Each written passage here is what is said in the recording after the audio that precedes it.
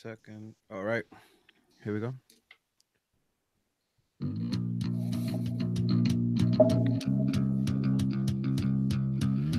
Yo, what up? And welcome to another episode of Straight from the Stands, an unapologetic, unofficial LA Galaxy podcast, hosted by four my supporters who bring you their thoughts and views on everything related to LA Galaxy straight from the stands. I am your co-host Smarts, alongside the always angry Angel, his counterpart level-headed George, and the man with the facts, Masa. This is Straight from the Stands.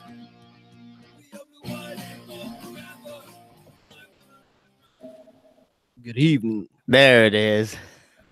What up, y'all? We've been missing that voice. What's up, guys? Well, we're back. I'm back. You're back. We've been here, dog. We've been here. We never left. I'm pretty happy that our contract negotiations are over now. You guys agreed to make me the highest paying DP in SFTS history. Can't confirm nor deny.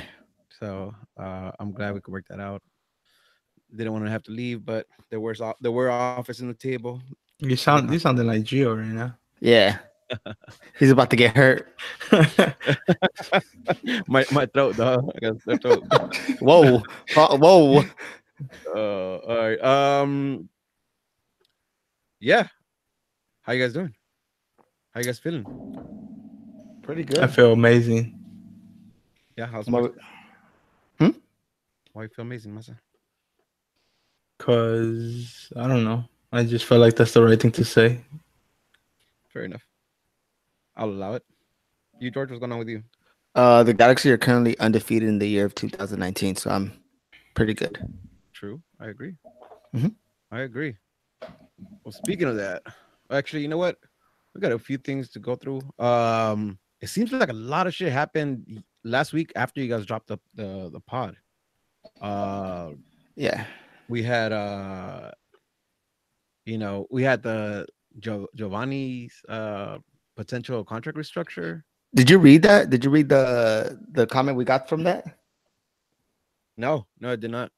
Someone reached out to us, but like, oh, Malter said it on a Monday. Oh, The yeah, episode yeah, came yeah, out on a Tuesday. I was seller.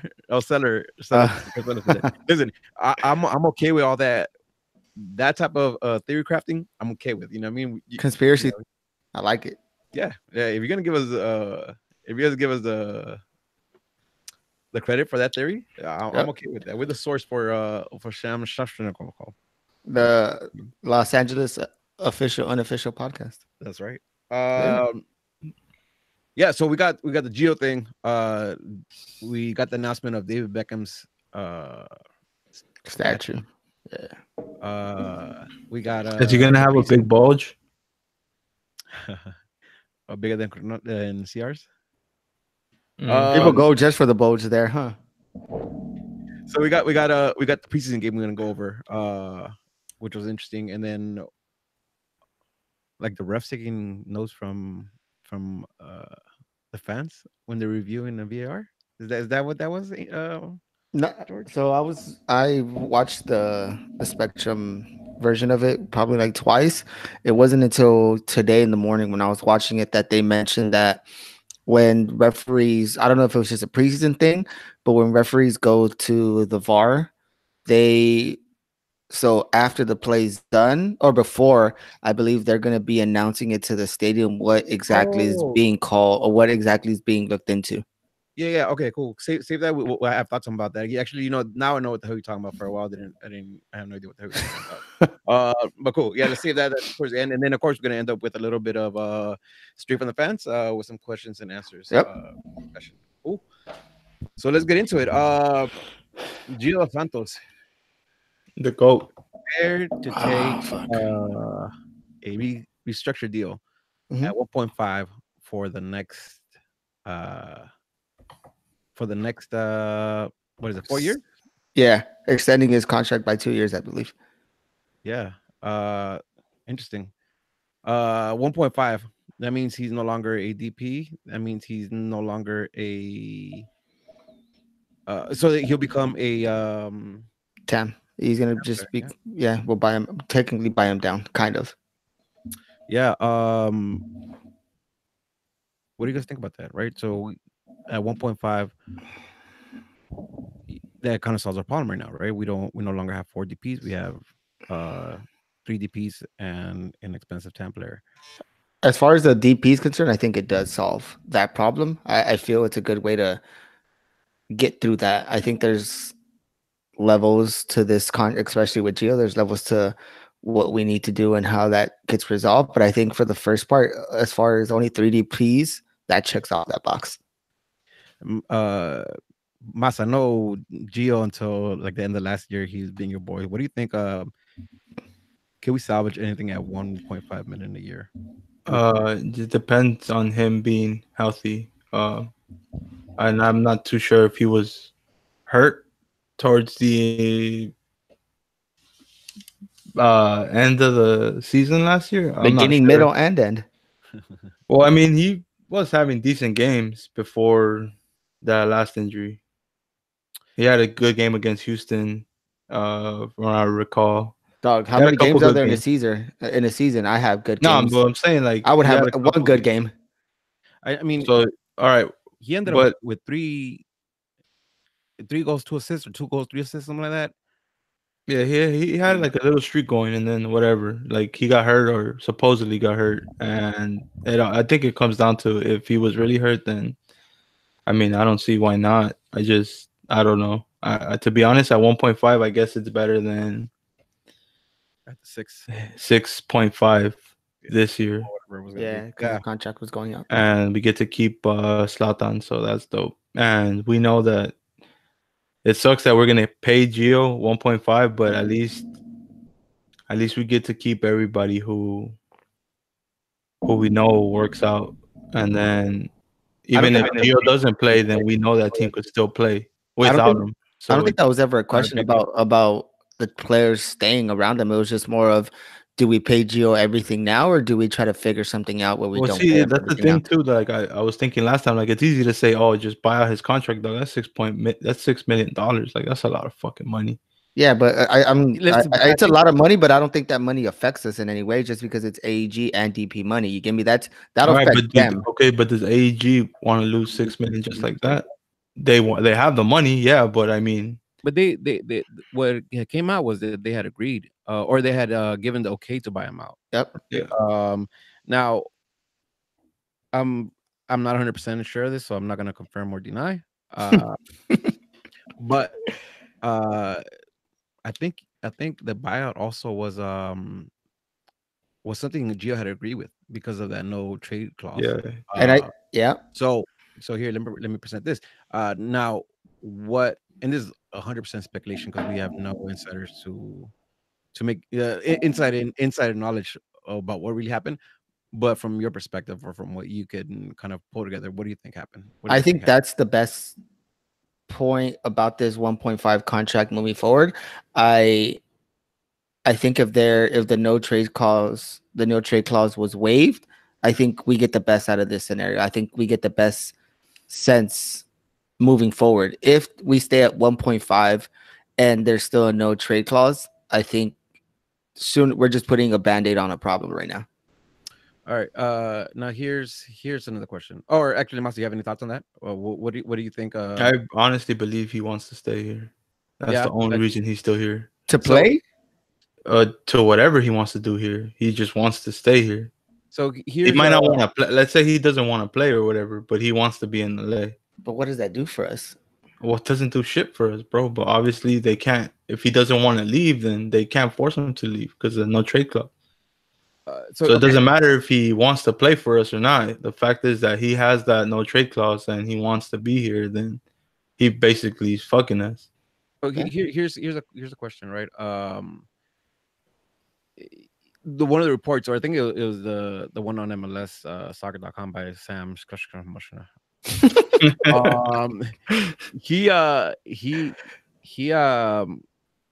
said that and the report says that Gio feels like he owes the club because of his lack of performance. How much of that are you guys buying into? I think he knows what to say. You're a professional player, you know what. Well, I mean, did he say that or did Close say that? Because I saw the Close say that. I didn't see Gio say that. Was that from the Fox? That was from Fox. Okay, that was I'm getting that was from Fox. That came out too. See, Dennis said that. DTK said that.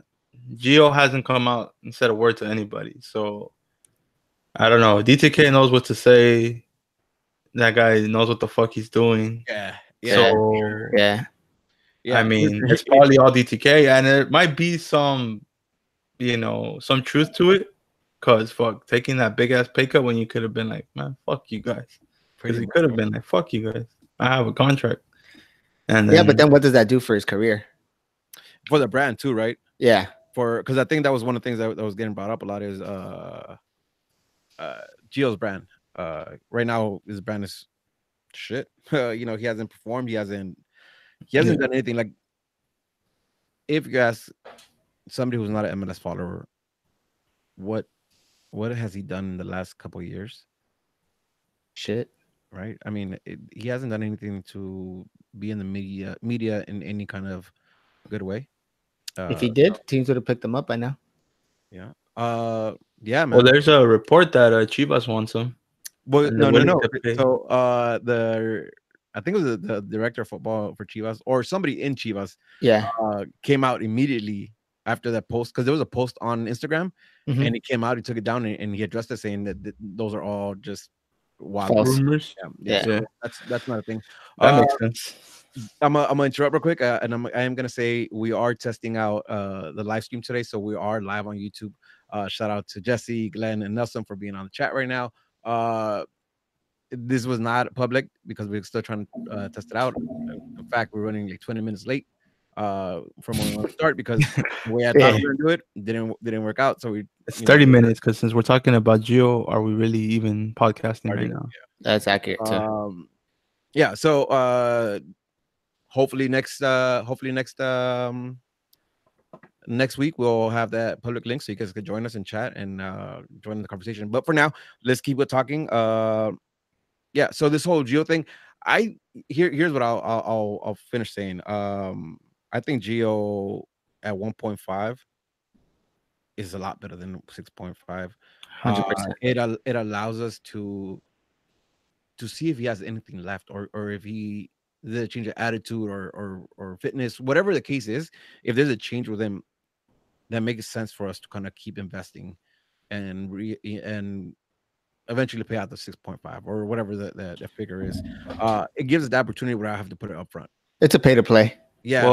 Well, like I was telling George after we did that open practice, after if Gio wasn't there, obviously, but I was telling George, yo, like if Gio stays and he gets playing time, if he breaks the starting 11, it's because he worked hard to get into that starting 11. So I feel like with this with our new managers in charge, I think if he does play, it's because he earned it, not because, well, he's not even a big money maker anymore. So Yeah. I think it's fair to say whoever plays on that team is good to go. Whoever gets minutes on that team is because they, the coaching staff feels like, okay, this guy worked his ass off the whole week to get into the starting 11. So I think it's a win-win, I guess. Win in a way we get to keep our 3 DPs, and then win because he has to perform to play. Yeah. If not, then valió verga. Well, sí es lo mismo, right? Yeah. Right, because he's been shit. Okay, so here's I think we can move on. At the end of the day, it's still the same shit as last year, except we're paying him less per year. Mm-hmm. So whatever. Moving on. Mm-hmm. Now, I know this is probably gonna be old news to a lot of you guys because, like I said, it kind of dropped the day after you guys recorded the podcast last week. But the David Beckham statue. I want to kind of move through this quick because I want to talk about the game, but a few questions. Do you guys have a problem with David Beckham being a first statue? If so, who would you prefer? I don't make sense to you money wise. Money wise, I think LA is an attraction city. People will come out too. You want people to come to the stadium. That's a big way to attract people to come out, especially people that are traveling from Europe. They're gonna want to go to the new stadium, quote unquote. But now, if you have a David Beckham statue, that it's more an incentive for them to go. This statue makes sense only if there's more to come. If there's more statues that go outside of this park, I feel it makes 100% sense. If not, I don't agree with it. I would have just gone without anyone getting a statue. So, Marcel, what's your take on it? I like the idea of the statue. Uh, I'm okay with it as long as, like George said, there is more. I'm okay with him being the first one. But there's probably like 5 players that should have gotten it first, I think. But I mean, I don't have a problem with it. It is what it is. Yeah. You bring in people to the stadium. They want to see the Beckham statue. It's a money move. No, I completely agree. It's definitely a money move. Especially the placement of it. It's right in front of the Team LA store. For sure, it's a money grab. But you know what? I actually not that bothered by Beckham being the first one. No, it's not big. That's not an issue. Not a big deal to me. Listen, I've seen the conversations about it.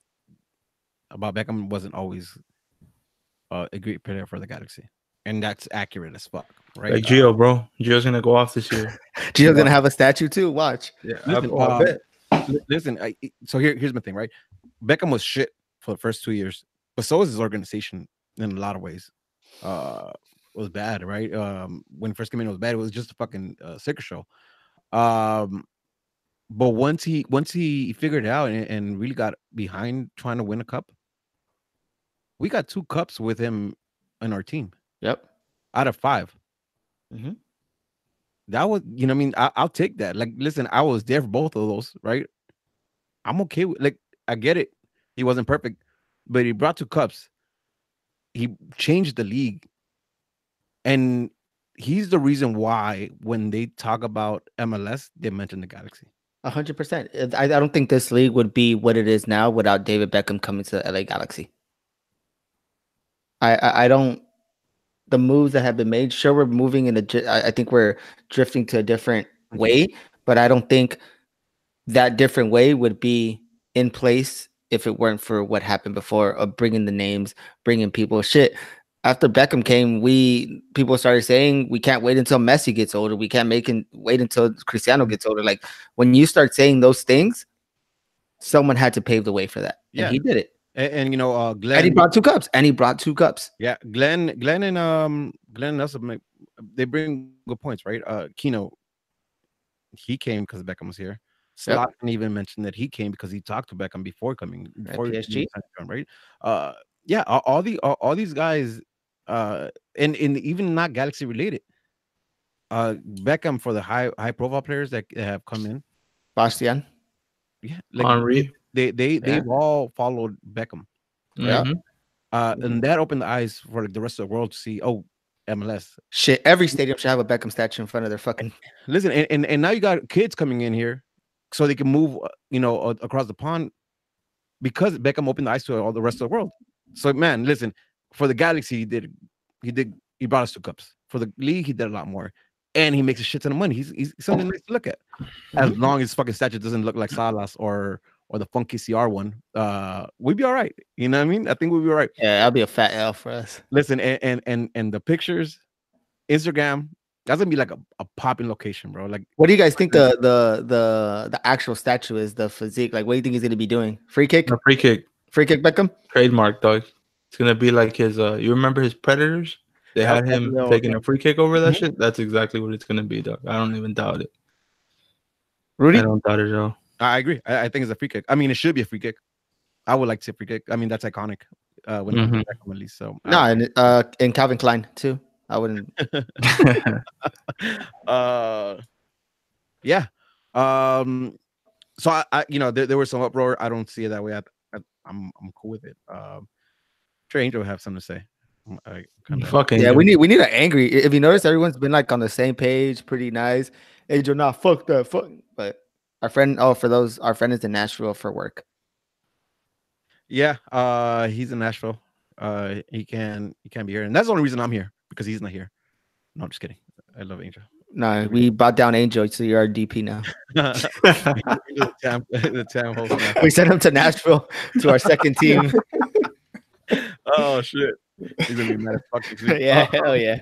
All right, yo. the real reason why we didn't wait for Angel this week is because we want to talk about the preseason match. It happened Sunday. We don't want to be too far behind it. So this Saturday we played against TFC. Our first preseason match, our first time back home, or the first time at the Dignity, whatever you, however you want to see it. We're in the stands. We are starting. You guys have the starting 11 pulled up by any chance? Anybody? I did not do my homework today. I remember it. You got It on was Yeah. it was Bingham in the back. It was Polenta and Steris in the mid in CB. Polenta was on the left, Steris was on the right, Rolf on the right, and on the left was Shelvick. Shelby, On the left, on the other side, and the winger was Alessandrini. In the middle, you had Carrasco and Jonah. On the right, you had Uriel, and up top, you had in a kind of 1-1, one on top, one in front of the other. You had Chris Pontius and Cuello. Yep. Yeah. Yeah. Kind of a basically 4-4-2 with the 1-1. 4-4-2, 4-5-1, depending on really how You see it. Yeah. So we'll go into no, I think Scalotto said it's like I forgot what he said. It was a 4-2-3-1. It no. So Listen, I think because this team is ridiculously fluid. At least from the first game we saw, it was ridiculously fluid. But before we get into all of that, Zlatan was tired. That was official. That was official release. And they had said that shit a while back though. After that Japanese game, I think the day after they were like Zlatan's not playing. I was at that game and he I was don't just know. coughing like a storm. I think everyone's sick. Yeah. There's a bug sick. going on. Kamara's sick. Yep, there's a bug. So Kamara and Ola, Kamara because he was sick, and Gio's not and Gio's injured, working on his contract supposedly. That's what Rudy did to us. You see? I'm sorry, I'm trying to read the chat and I lost my place down. Okay, so those guys weren't there, and that was a big surprise because I think the team changes a lot if those two guys are there. You know what? On that though, I think at first I'm like, wait, what happened? Then I kind of read into it, but seeing the team after and the way that we'll get into it, the way that we played, I can't wait till those two guys are in there. Accurate as fuck. I mean, 3 guys. 2 guys. Yeah, 2 guys. 3 guys. Oh, who else? I know you're not saying Gio. I'm talking about Gio. No. Yeah. No. False. Yeah. I'm buy you down. You can go and buy you down. Yeah, we're gonna send you to Nashville. I don't want to go to Nashville. All right, so yeah, let's get into it. What are your first impressions on the overall play with the first team, quote unquote? We'll go into like the subs and everything after, but like the first team, quote unquote, the first 65, 75 minutes. Do you want to touch on on individual players or just the flow of the team? Just the overflowing team, and then let's get into like into highlighting players. I think for as much as the flow of the team, for something that they barely just started, it was really good. I don't think there was much of a structural issue, which we have seen in the past with LA Galaxy, except especially when new players were added into positions, new formations were had. I think you definitely saw a lack of flow, and the players touched on it in the past. It's something new we're learning, and I don't think that that's something that was noticeable in the first half, at least in the first half of the game. Yeah. One thing I'll say, and I kind of mentioned it a little bit earlier, is the fluidity in the team. The changing of positions of Alessandrini, Cuello, Jonah, and Carrasco. There was times where Alessandrini and Antuna were both on the left. Yeah, on the left. Right. I'm sorry, on the right side. Where Carrasco was above Jonah. All that being said, it never looked like they weren't organized. You know what I mean? Mm-hmm. There was a lot of movement, but somehow they're all in place. Adding to that, Mata, remember when we said that we went to the training and everything was very close and compact? Yep. I don't think there was. The times that I rewatched the game, I think today I made it a point to see if when Jonah turned around, how close was the next body for him to pass the ball to. And I don't think it was ever that much space that we've ever seen. I think everyone was close together to the point where he felt comfortable to let go of the ball, receive, let go. He had time to play and figure something out instead of trying to take 3-4 people on. Yep. And when we're defending too, we're really compact. Yep. That show was nice as fuck. And the press. Oh yeah. Press. I heard you guys talking about that. I heard you guys talk. I heard you guys talking about Yeah. and I know it started off slow, but after they got in rhythm, the press is impressing. A lot of times they regained the ball back in their end, and when they didn't, like they forced them to a goal kick, right? Where like it ricocheted off of them because they're pressing high. Really impressive with that. Mhm. Another thing that really fucking I was super impressed and super happy to see the amount of possession.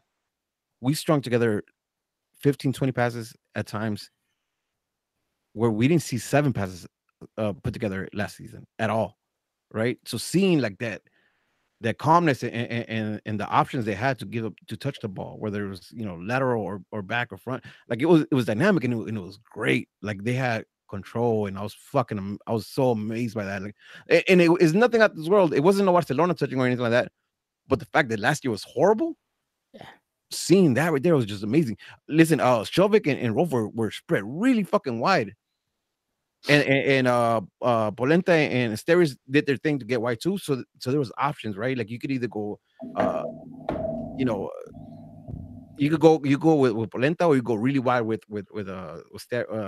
Shelvick, or same in the other direction, and that's really fucking good because the team, there's no way they could cover everybody, right? Because if you spread them that wide, there's always gonna be space in the middle. It's fucking amazing.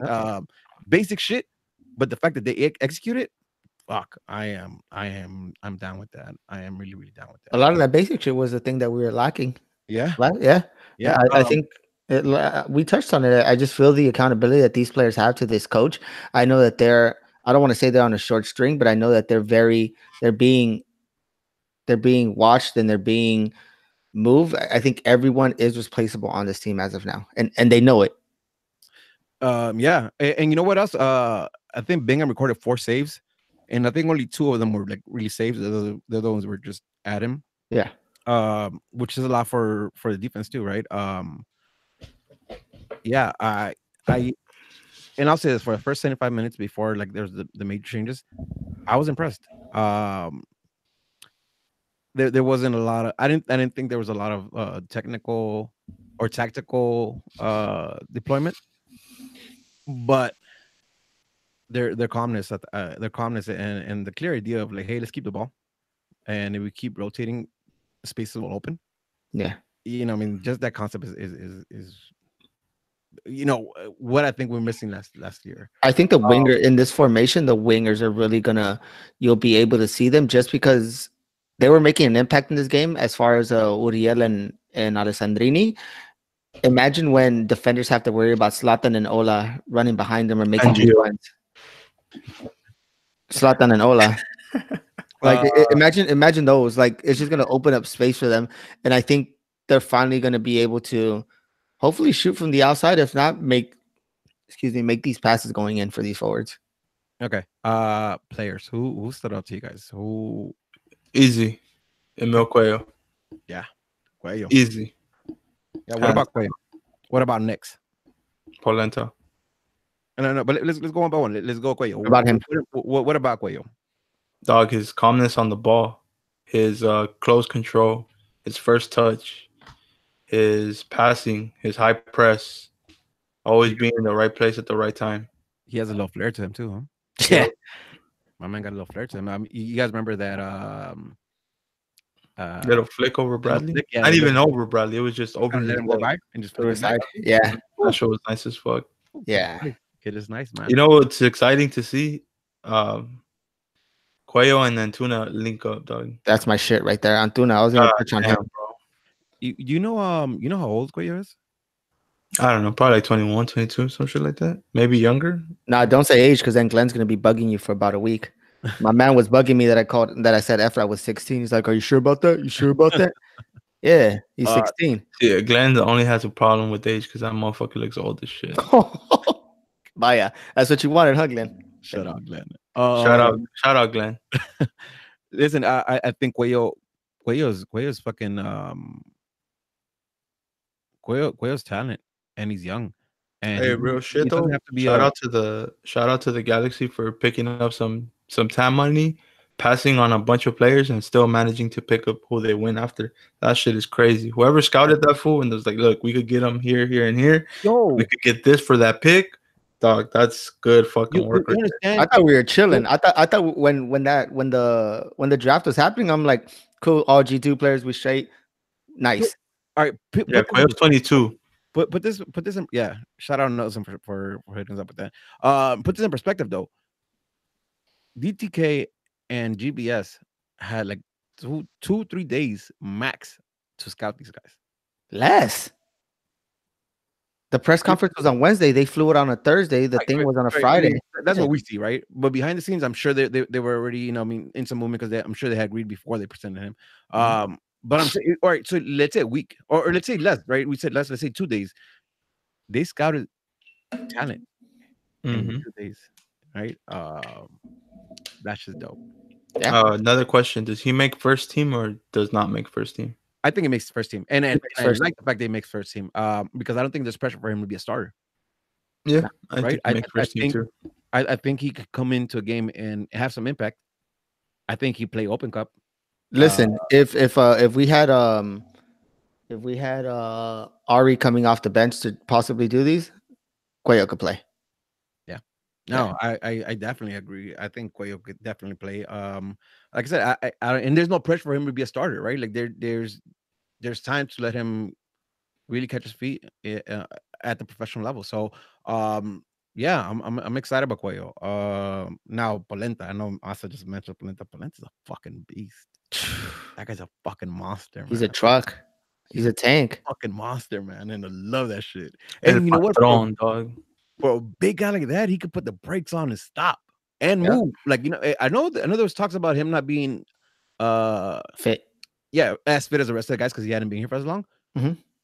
Didn't really show. And okay, fine. I'm sure Toronto's not like, match fit as well. But for that game, my man moved, my man, he's strong.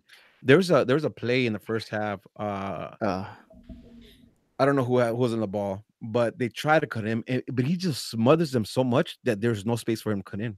Right. Yeah. So he ended up just smothering that, bouncing off him, and it's a goal kick. And on those, I think you and I've noticing it. He's just smart off the ball. Off the ball, he's really good. So I don't think his fitness really came into play just because he knows how to conserve and he knows what to do off the ball to try to get as much as he can when he's fighting for a ball. Which is good. Like we need smart defenders like that. We need defenders to know I don't have to fight this ball. I just have to body this man off and I'll exert less energy. We need smart defenders like that. And I think in the past, it's just been chasing the ball. And it was apparent because we would get caught off on our toes. And the team, all they have to do is touch the ball around us. But I think instead of being calm, and I think a lot of Polenta we're going to see a lot of fouls off the ball from him that are going to stop the play. And it's going to help us out a lot. Smart fouls, though. Yeah, smart fouls. You touched on him using his body defensively, but he's also uses his body really well to fucking shield the ball. And I seen that a little bit on some of the highlights, and then I seen it in person, and it's crazy. Cause I think it was Boyd, right? That's Terrence Boyd. That's the Toronto's new striker. He's the one who's playing this week. I think so. Okay. I think that was him, and that's a big ass dude. You know what I mean? He pressed them on the wing, and Paleta was able to shield the ball, put his body in front of it, and still get a decent pass out. Like, you know what I mean? A lot of times you not decent, bro. I know which play you're talking about. That like pass, when they went down the sideline, that shit was buttered, nigga. right? Like listen, most of the time you see him just kind of try to clear it. My man put a beautiful pass. I mean, it kissed the touchline the whole way through, and it got to Dream. I forgot who was running the wing, but that whoever was in the wing, it was nice. It got to him, and I was just like, yo, like my man did everything defensively, shield the ball, and then he put on a pass like that. And he's not fit. Come on. I'll take it. Money, man, money. I like that a lot, man. Anything else, Polenta? Pergudo, como le el dicen. patrón, loco. All right, I'm gonna hit y'all with a curveball. All right. I was impressed by somebody. and I really really wish Angel was here for this. Oh yeah, I know who. Oh, yep, I mentioned it to 100%. George. Yep, I yep. was really impressed with Stairs. Mm-hmm. Listen, last year and I think forever, one of my biggest problems with him is positioning. He squares up, and he's not that fast. So as soon as somebody makes a turn, he's dust. You know what I mean? He's in the dust. So over and over on Saturday, I seen him take the right position and put himself in a position where you're giving space where you want to give space, where you close down, and you're taking away angle, right? So like even if he takes that space, it's not an angle that should be Bingham, and it's an angle that you can cut quicker. Smart as fuck. And I've seen this a few times bugging out. I'm not expecting Stairs to be able to do this. I'm expecting Stairs to plant down and then just look somebody run past them. Stairs did good. Mm-hmm. I have nothing to complain with There Stairs. was one where they were running at him, and he just plants his foot forward, and he manages to get the out. Usually, like the last 2 years, you see someone take him on, and they'll just like they'll juke him out or something. But Easy. he knew when to wait and what time to put his foot out. Like it was nice. Yep. It was nice seeing him. And I was telling George too. I had brought it up. Not I think after that game on Saturday in the stands, I was like, "Yo, maybe Stairs is decent because it seems like every coach is giving him a shot, but defense been trash. Maybe he needs the right person next to him. Maybe Polenta being there with the experience and leadership that he has could help Stairs become a better player. But it was preseason, so Yeah. so we'll just leave it at that. He had a good game, and hopefully he keeps it up. Yeah, because we had feelings about some players last year on preseason that didn't quite turn out the way uh we thought they were. So Who? I agree with you 100%. Who? Yeah, Kitchen? Kitchen Huh? looked boss last season and last preseason. Kitchen looked boss last preseason. yeah. Okay. We're all big on Kitchen last preseason, and we saw what that came out to be. So uh I'll I'll say for at least that game. No, but you know what? Here's the thing, right? And maybe it's because it's low pressure. There's not a lot on the line. I don't know. But I think he made a lot of smart preseason wise, there's not a lot on the line. But I think coaching wise, there's a lot on the line. They know they have a coach that needs to impress. So I don't necessarily think that there's not a lot on the line, just because I think they understand the coaches have set the tone to these teams and to these players, so enough to know that something's there. All right. Antuna. Oof. Antuna. Oof. Wheels, huh? That kid is nice. He doesn't have a left foot though. Yeah. He doesn't have a left foot. I rewatched the thing based off what you said, that he kind of kills the flow of the game when he puts his head down. He's so good to he knows that he's fast, so he relies on his speed. It's accurate. I don't disagree with that. I think that's just coaching. I think the coaching will help him out with that. Yeah. Listen, I'm okay with this. He definitely has more skill than Emma. On the ball. On the ball. I think speed wise, it's kind of hard to judge because Emma is speedy as fuck, but he has speed that he could tear down that left or right wing depending where he's playing. But my critique with him is that he does put his head down a little bit, right? Like he knows he could beat somebody on on speed. If he gives him space, he could beat you. But sometimes he doesn't need to, especially the way the team's playing. And I'll bring up Shovik to go along with Antuna, because Shovik did good, like with the overlaps and running up and getting involved in the attack. And a lot of times there was a clear path for a pass, and they could just let Shovik break through, and he'll always cut he it. held onto it. He tried to cut, or they both ran simultaneously in the same line. Like he needs to recognize that a little bit better, in my opinion. Yeah. If he recognizes because he's good in the ball, he can make that cut and then feed him. I think we have a winger. We have a decent winger. Yep. But honestly, no. To that about his speed, yeah, no. And just to play a devil's advocate, I like that because our team is not. I don't want to say very dull, but I think we touch the ball and we're okay with the flow. He brings something that's going to keep the defenders on their toes. And I like that little spontaneous from him. The fact that he could in a second burst into speed, and then the defenders are scrambling to cover space, which leaves space for Zlatan and Ola to kind of trot back and be open for a pass there. I'm okay with that. So give or take, he's still young, very coachable. I enjoyed his hustle, and I honestly don't have anything negative to say about him. Well, you know what? To continue on that, like a lot of times when he did cut back and not give the pass to Shovik, he did find Jonah. He did find Panyas. He did find Cuello. He found passes. Like a lot of times it wasn't uh the plays didn't end there, right? I think there was an opportunity to go a different route. He chose not to, but the play continued. It wasn't a lost cause. So I agree with that. Here's something, right? Nelson says Quick but needs to work on his crosses. Am I wrong by assuming that you guys said that Alessandrino was playing left and he was playing right at the Junior was playing right. Adrino was playing right. No, I know for preseason, but in the scrimmage and then for the Vissel Kobe matches, where they flip? Antuna was playing on the left as well. On the left, okay.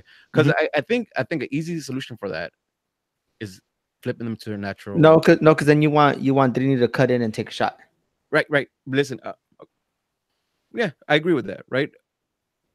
If we need crosses in though, right?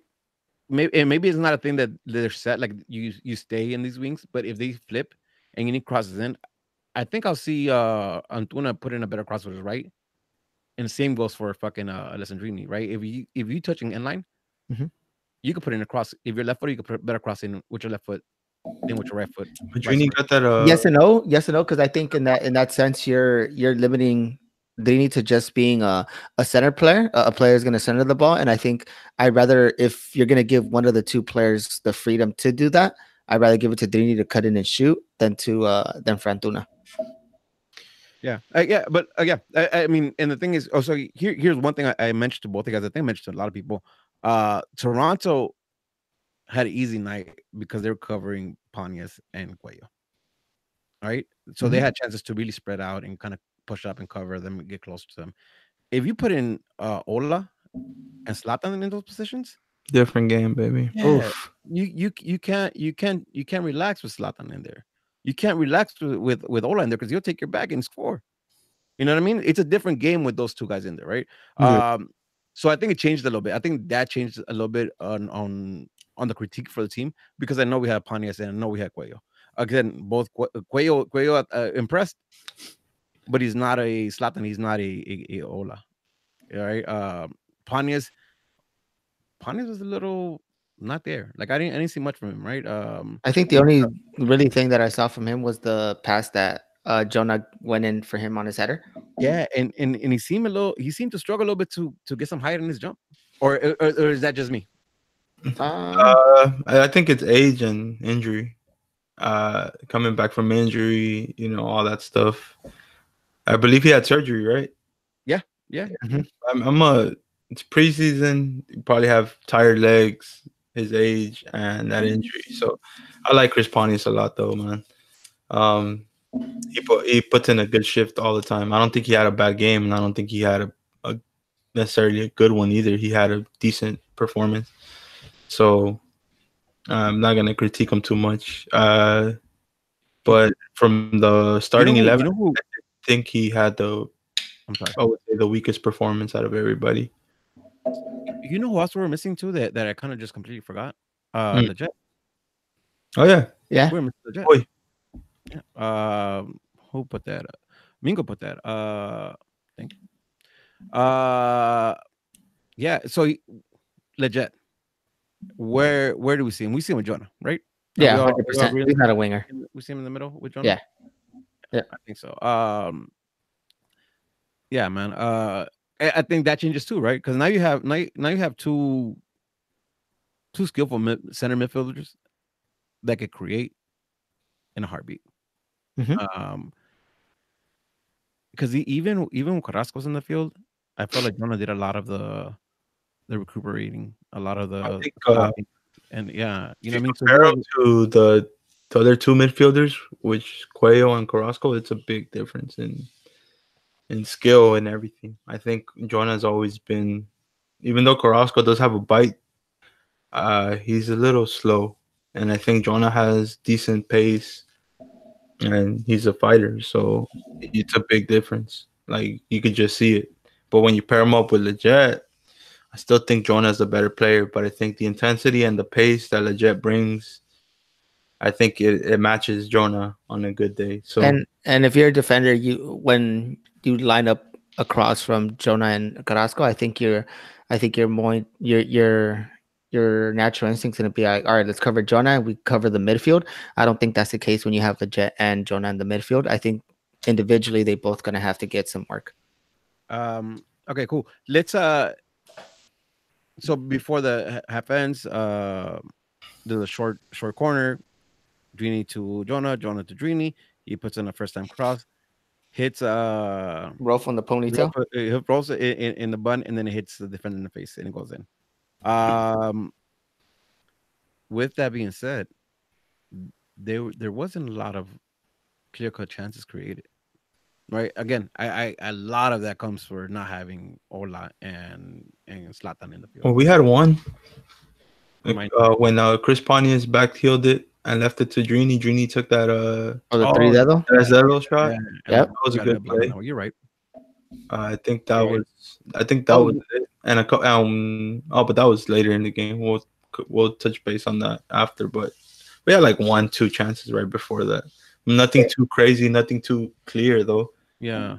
So we go into a half, and when they come back out, it's the same except that Carrasco is out and Kitchen is in. Mhm. For the time that Kitchen played with the quote unquote starting 11, how do you guys think he did? I don't think there was much of a difference, to be honest with you, from No? my perspective. I don't think so. I felt like he let Jonah roam around a lot more.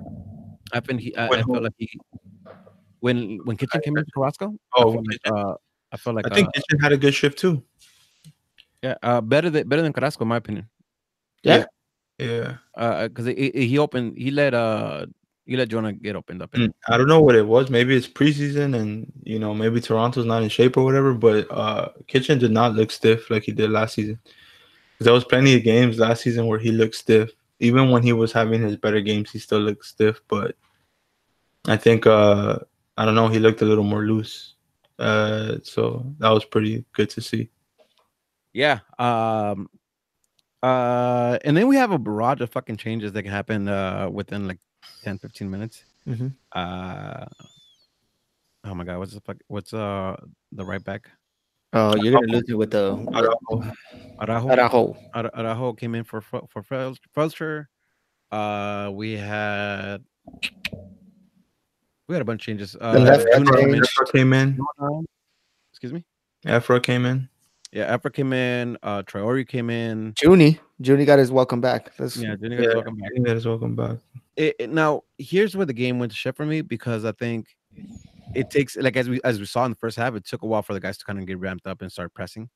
And I think the guys that came in the second shift didn't really have the opportunity to really settle in. But from what we saw, let's start with Junie because that's one of our favorites. Mm-hmm. I think. I thought he was the weakest of the second half. I hate to be that asshole, but I'm gonna say it. I think he looked the weakest out of everybody. I agree.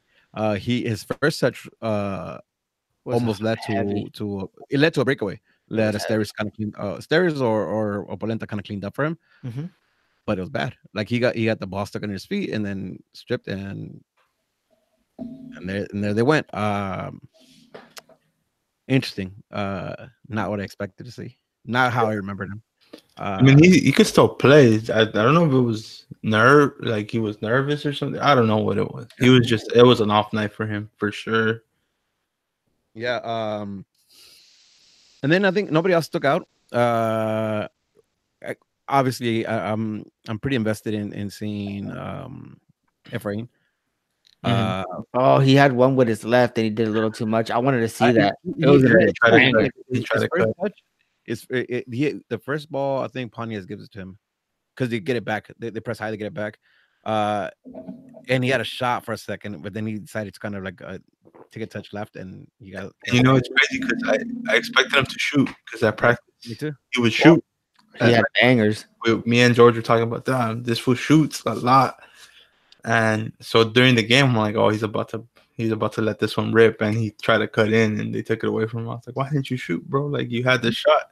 Yeah. And then he had another one. Don't remember how the play ball, but he ended up getting a pass straight down the middle on top of the box, and he took a shot. And when the shot became a throw in for the opposing team. I was like, ooh, ooh. That's not what. That's not what I've been hearing from you. What was that? What was that shit? 4? That shit just weird, bro. I was like, what the fuck? I think the time too. I think the time that they got to get into the game was a little less, but to get their foot under. But I like the fact that GBS had our players play for a good 60 minutes. I'm curious to see how, and we'll touch on it, how much time they'll get come this Saturday. Yeah, it's a week. They should be good, right? It's a week, so Yeah. they should be recovered and back to it. Let's go with man of the match. Do you guys have a man of the match? I know it's preseason, so you can lose. I'm gonna give it to the person Polenta. who stood out to me out of everybody. I'm gonna give it to Cuello. Maybe not the man of the match, but Preseason, out of yeah. everybody that I saw, he stood out to me because I hadn't seen him only at practice. So I'm gonna give it to him.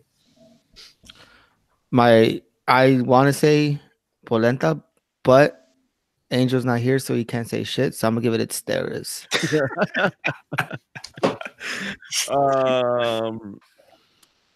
I'm gonna give it to Jonah. I'm So gonna give it to Jonah because I think that the team was stitched together by him being in the field. When he came off, there was a big difference. There was a big difference. So yeah, I'll give it to Jonah. I think he's the unsung hero of this match. But I'm not mad at the Cuello shout out. I think Cuello. I mean, he impressed. He impressed. I initially didn't think he would be a first team player, and I'm inclined to think that he will be. So I'm not mad at that shout out at all. Now let's go into the zero of the match, and I'm gonna start by saying, Oh fuck! I'm gonna give it to Romney because my man didn't come in and did nothing but score a goal. Yeah, And stuff. Right? Maybe bad luck, but come on, like you know what I mean? Like fuck, for real. Aster just came in and had a pretty boss game. and you're fighting for your position. That's not how you. That's not how you make a statement. You know what I mean? And that was Fuck it. for nothing too. I'm man. That goal, and we skipped over it. But that goal wasn't over on nothing. Man. Like that should not be. It wasn't even a hard kick. but I think Beckham should have got that though.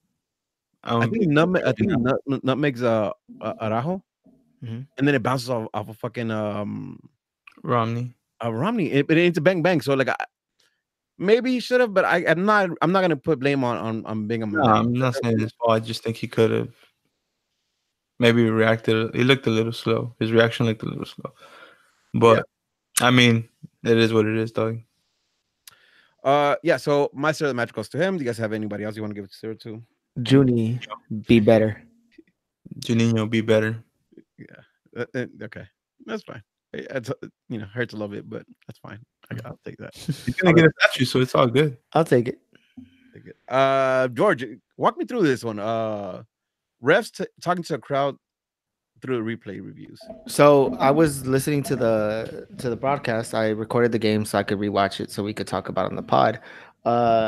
I watched it that night when I got back, but I was kind of out. Today, as I was leaving, I put it on, and the broadcasters mentioned, I don't no confirm no denial that this is going to be for the season, but they were mentioning that if there's a VAR decision being checked out and the ref is going to the video, the ref will be announcing what they are addressing and what they're looking for in that quote unquote VAR decision. So kind of like a challenge. So kind of like a challenge from the NFL. The ruling on the field. The ruling on the field is this the first time. Yeah. So I, as a fan perspective, I like it just because when you're at the, we've been shit. VAR has been against us since it started, but I would like to know what they're reviewing just so the stadium. It'd be dope if you're in the stadium and as a fan, the ref announces what they're seeing, and as a fan, you could look to the jumbotron and see as the ref is seeing. I think that not only gives a home field advantage because obviously the fans are going to react, which obviously it's they're going to see the video and they're going to choose what they obviously see.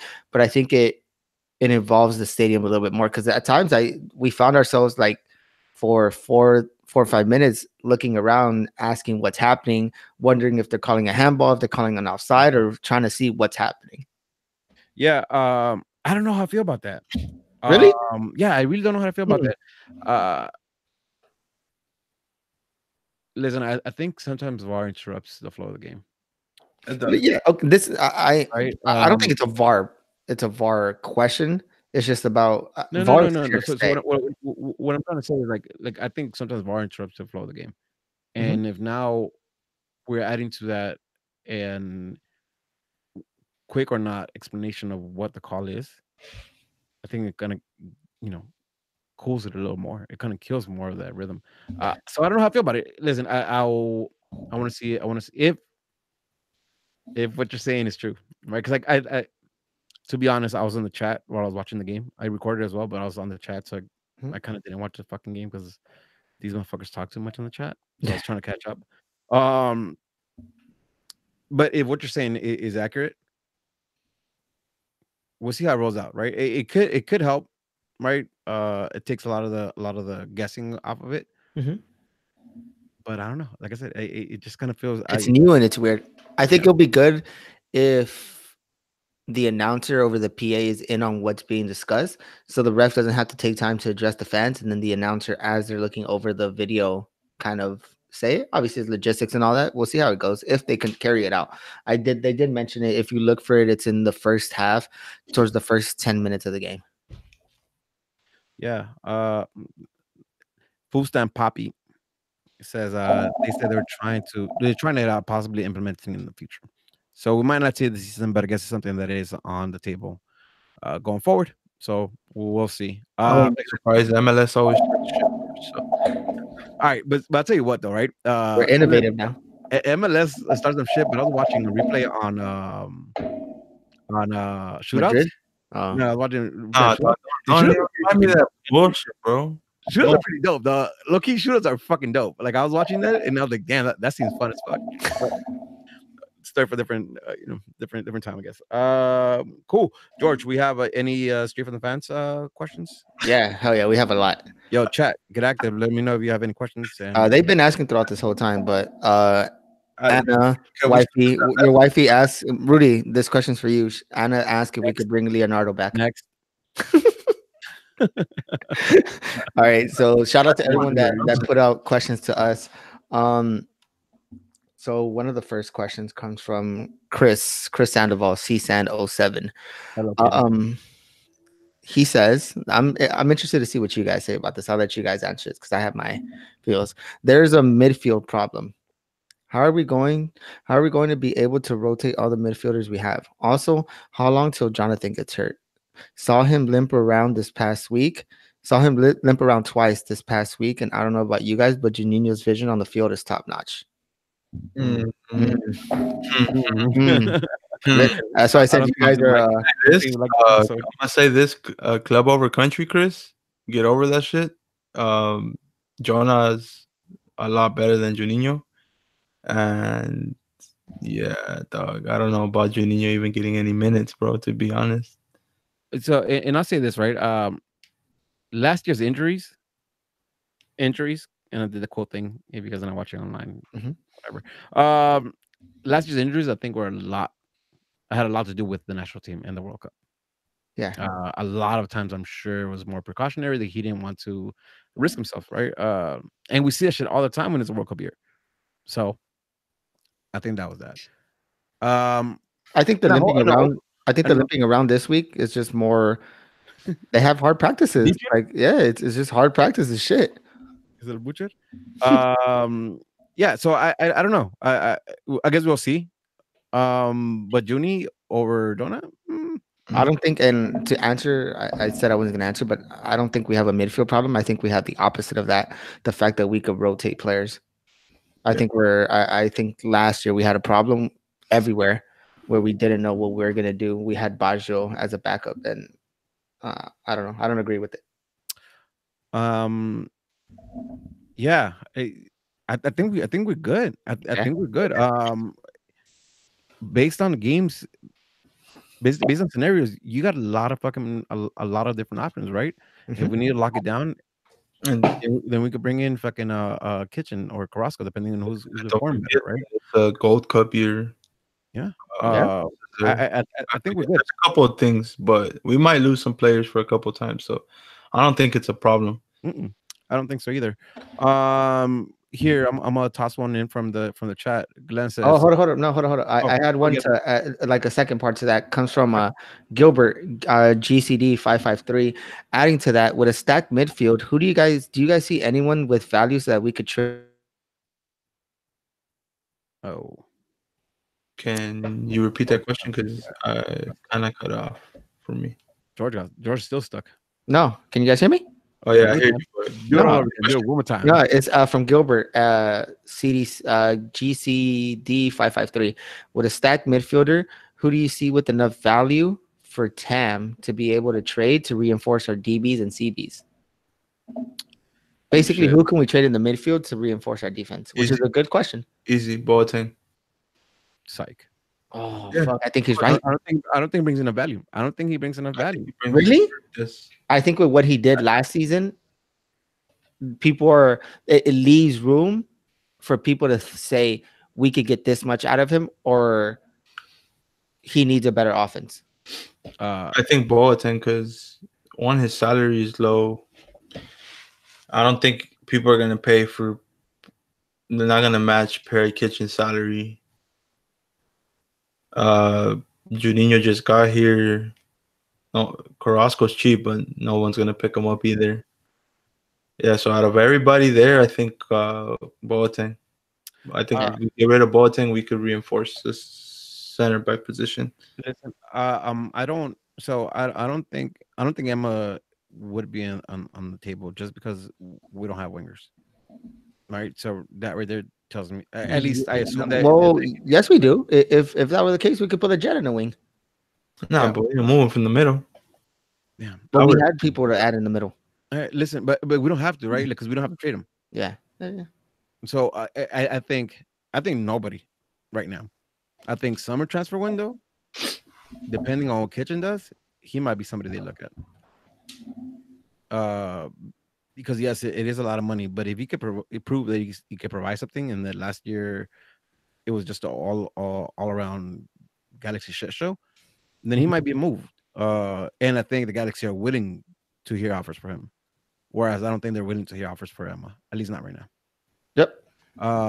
And Lejet was brought up in the chat. No way. You're talking about 1.5, 2 million for Lejet, and I don't think anybody's gonna drop that. So, I don't at least not this season. This season, if he does well, he might move, but I don't think this season for sure. Yeah. I same. I don't think there's much of anything that we could do from that. Terrorista. Okay. Are on Andrade 87 asks, after what you saw Saturday, y'all think Cuello can hold his own as a starter? I think we touched on that. I don't think a starter, but I think he definitely brings impact off the bench. Yeah, I agree. The Open Cup games, maybe some of the games in when Zlatan misses because of turf. In the Gold, yeah, Gold Cup run. Those type of games. I don't think he's somebody that could lock in a place in the starting 11 just because of the talent that we have in those positions. I'm gonna throw one in from the chat. Glenn says, if and when Gio gets on the field, where do you play him? $1 million question, right? I'll tell you what, I like to see him out wide. I like to see him out wide. Definitely depends on game scenario. Because I think if it's a game we're trying to exploit the wings with speed, he's not that. But if it's a game that we're just trying to hold possession and then create, listen, Gio on his good days, Gio on his prime, Gio when he wants to when he play. wants to. My man could touch the ball, he could lay off, and he could take a shot.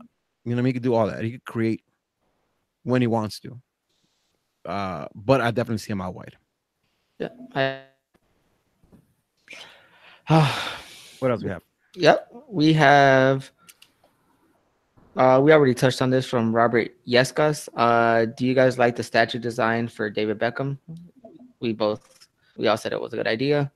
As far as design, we don't know exactly what this design brings. Chris Seller, we said this is a coincidence that after Molcher said, I take Gio as a Templar, the following day you released the pod. That scenario was all over the internet. I mean, you recorded on a Monday, released it on a Wednesday, and Thursday, bam, reported it. I said this earlier, but I'll say it again. If you guys want to build theories that are similar to that, where you guys giving us all the credit, Yeah, go for it. Make it public. Get retweets. listen. No confirmo ni denial. Before the FO makes any decisions, they send it to straight from the stands first. You know, that's That's you know true. what I mean. I mean, You know Angel what I mean? did tell CT about CK about Schelotto, so Yep. I don't know. So All Angel brought GBS to y'all, Yep. right? And that's where you got sent to Nashville. All right. Let's get to this last question. I think we'll have some time to talk about this.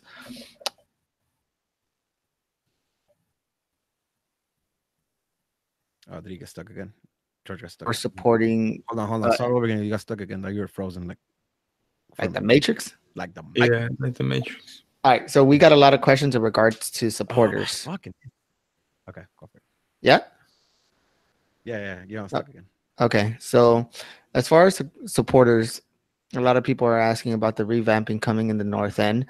Do we think a lot more supporter groups will pop up? They're speaking in regards to the Ghost Ultras. What are our thoughts as far as new supporter groups coming? What do you guys think about new supporter groups that is heard or being formed? What do you think of a new supporter group started and scattered throughout the stadium? So a lot of questions in regards to new supporter groups. A lot of questions in regards to the North End. Do you guys want to touch on this first? I have my shares on this. I don't know if you want me to start. I think you have the most composed thought. So why don't you should then we'll feed off of that. Okay.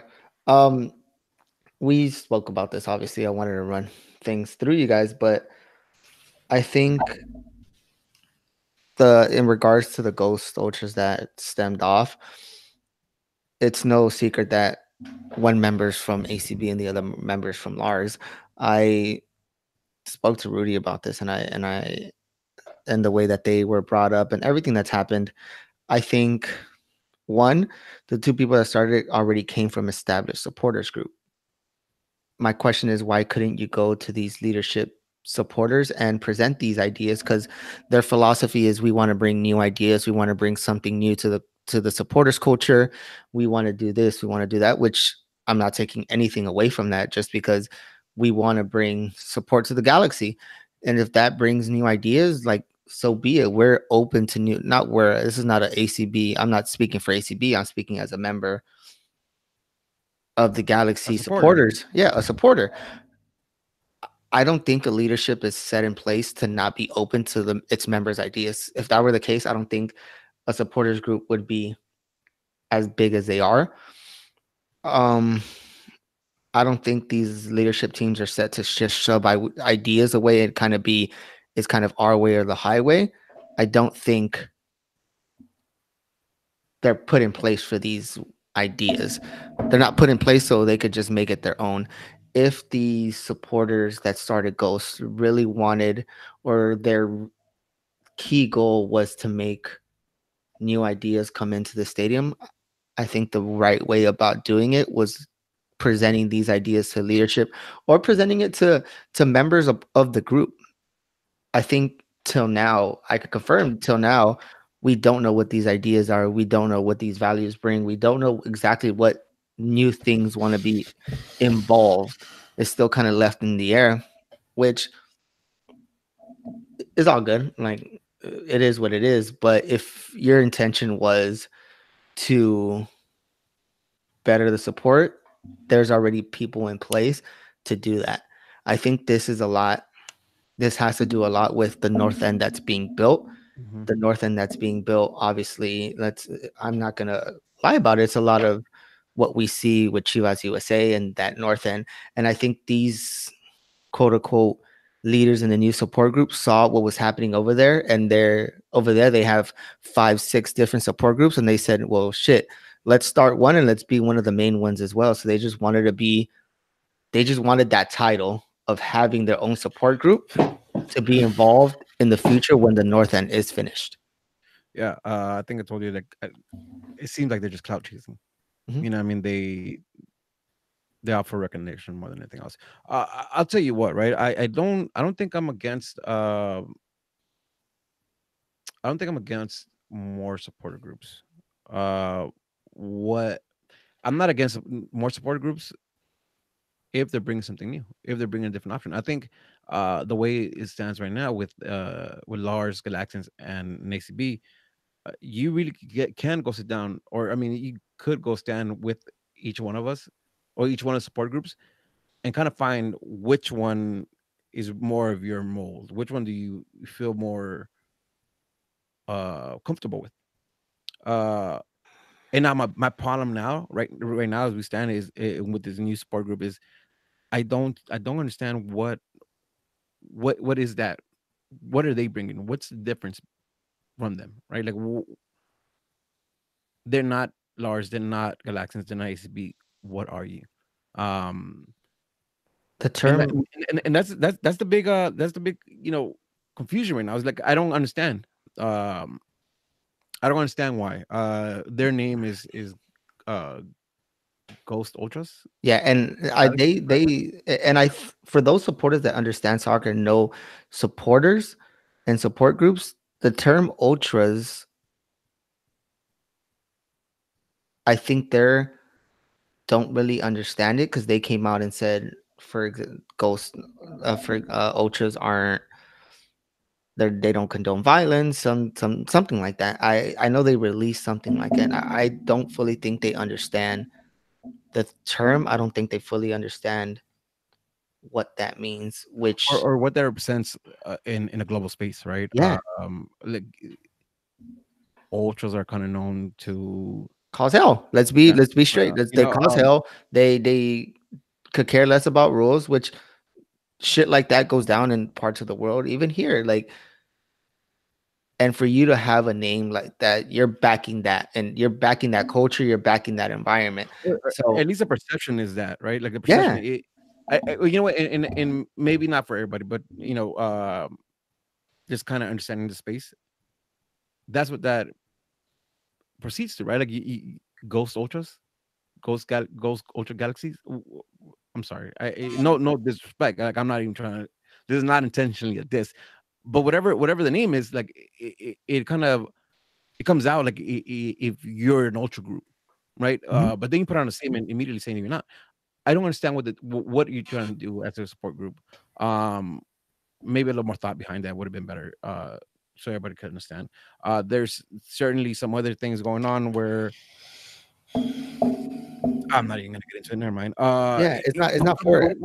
When it comes to support groups, supporting the galaxy, if you have your own flavor, dope. You know what I mean? Because because ACB is different than Galaxians. Mhm, Galaxians are different than Lars. Lars are different than ACB, so on and so on, right? And I think those are pretty clear. mhm. Whether you stand with us and kind of see the differences, or you just take a step back and look at them, right? You see the difference in groups. Yeah, Um, what's I think you have one shot, or not. No, you don't have one shot. I think your initial presentation should have been clear of who you are as a support group, and I think a lot of this goes away. yeah, and I think, Uh, and to touch on that, it's all about your first impression. And if your first impression rubs people off, especially those people that in the future you're going to have to work with, because in the end we're going to have a north end where we're all in one position, in one place. Mhm. If you from the beginning rubbed off those wrong people in the wrong way, what comes from that? And you can't blame their reaction as like, I'm not talking about violence, but their initial reaction right now about being upset and that way, you can't be mad at anyone for being mad of how the supporters group started. Yeah. We all have to work. If this really came out of an attempt for us to work together in the future, it started off in the wrong foot already. Yeah, I agree. I agree. I think a tone that was set. You know what? And as silly as it sounds, the tone that was set just by the name, uh, kind of precedes everything that's happening right now. I think, there's a lot still to be communicated, and again, let me reiterate what George said. These are our perspective, our opinions about it, right? We're not talking on behalf of ACB or any other supporter or any other support group. It's just our opinion. So, Although shout out to Antonio for making us the official ACB podcast, unofficial. But I think to end, I think just to end this conversation. Well, I don't know if you guys had. I don't want to end it, but I I think this opens up. I think the FO should pay close attention to what's happening here, which I'm sure they are. And I think in the do I think the Ghost Ultras last? I personally don't think so. But to answer the questions of everyone that's asking, what do we think about support groups? I think we, as a supporter, never shut down the idea of more people supporting the Galaxy. If that invites a new crowd in, I'm all for it, and I think I could speak on behalf of us here that we're all for it. But I think there's criteria that need to be met in order for you to be established. If that means talking to the three, like I don't want to say like the founding father, like the heads of supporters group, which is the Galaxians, ACB, and Lars. But if that's for you guys to be presented to these already established supporters group and to be presented or to have a conversation, by all means, let's do it. I think this fail of a supporters group paves the way for the FO to set something in place and say these things need to be met, just so there's no friction there anymore. And if someone gets invited in, or if someone gets established, everyone's on the same page. yeah. And again, listen, I'm not. I think it's inevitable uh to have multiple support groups if the idea is to have uh the north end be standing room only and safe standing with the intention of being a supporter section. So where regardless of what banner you're flying, if you're a Galaxy supporter, then I mean, it should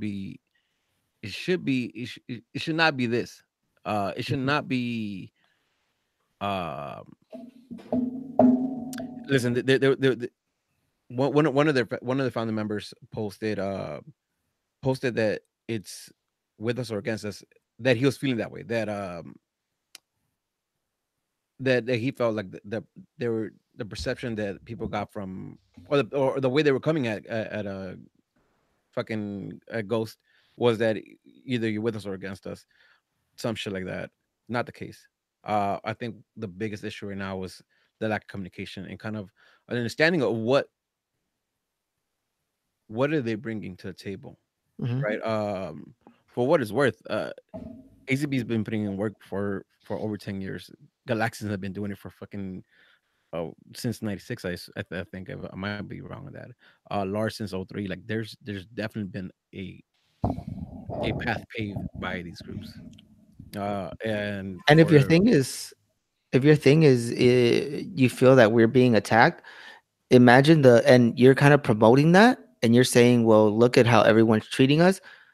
The members that you get into this group, how do you think they're going to feel towards the other supporters group? If in the end it's really all about working together, you're promoting look what these supporters are doing and look how they're attacking us, and this is not what we want. So you're not really opening up a dialogue for anyone to be working together. yeah, yeah, and I think that's the biggest thing, right? Like we'll have to work together if it is uh the North Stand to become fruition. We do have to stand together. We do have to work together. or else it's gonna be a shit show. But yeah, I think that's. I really don't want to give much. I mean, we have to talk about it because obviously it's the Galaxy, but I don't. I think we're spending a lot on something that I think in the future where it's not going to be relevant. yeah, But I think it's opening the conversation of other supporter groups happening and starting, but they're starting legitimately. yeah. Cool. I think that's as much as I want to spend on that. A little too much. Yeah, probably. So with that being said, it's pretty much coming close to the show. I will say that this seems like it's gonna work. So we probably Yeah. are gonna start streaming our Monday night shows on YouTube. And so do us a favor and come subscribe. SFTS96.com/YouTube. Don't go right now, guys. It's still not up. It'll be up after the show or when the show releases. So you guys in the chat, don't go there. SFTS96.com/YouTube. That should lead you straight into our YouTube page and click subscribe and the ring bell to get notified. So you get notified when we get the shows going on Mondays. Hold on. Hey, I'm talking for us on this. I remember last year I gave away a San Jose ticket. If we get 200 subscribes by, give me a deadline, Rudy. My dad is away. By Dallas away, March 9th, we'll give away a ticket to Chivas USA away. Oh, damn. Yeah. I bought four. I bought four. Oh, I okay. bought four. I bought four. So you don't it'll come out of me. But we have to get 200. For sure. 200 by March 9th, and we'll randomly give a subscriber a ticket Chivas to USA. any. Yeah. And if you don't have a dope ass story like Chris Zeller's gonna have next week, we don't want you to subscribe to our channel anyways. Yeah. Cool. With that being said, this is another episode of Straight from the Stance. I'm your boy Rudy at I Am Smarts on the gram. I Am Smarts on Twitter. This is J Daddy J Undefeated. Shout out to all my fans in the chat room. I love y'all. Mingo, I'm gonna get a cast iron just for you. Masa, you wanna? Peace, love, J's up. Peace, love. G's up.